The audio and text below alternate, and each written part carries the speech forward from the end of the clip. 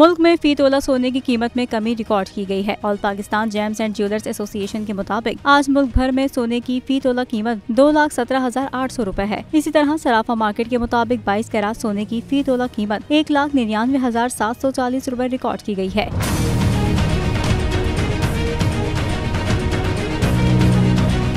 दूसरी जानिब फी तोला चांदी की कीमत 2,705 रुपए है।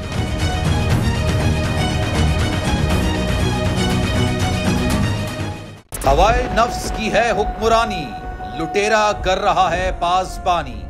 बोल न्यूज के मार्केटिंग हेड आकाश राम ताहा लापता, तफ्तीशी इदारे जवाब देने से कासिर। अहले खाना परेशान, बेटे की जुदाई में माँ गम से निढाल।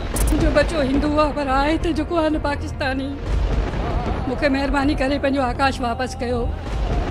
हुकूमत से बेकसूर और मुहिब्बे वतन बेटे की बाजियाबी के लिए फरियाद।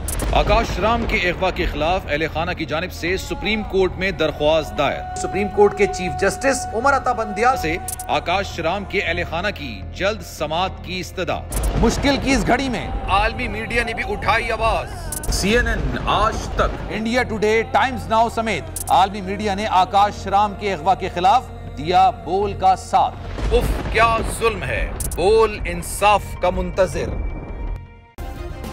सब्सक्राइब करें और बेल दबाएं ताकि कोई खबर रह न जाए।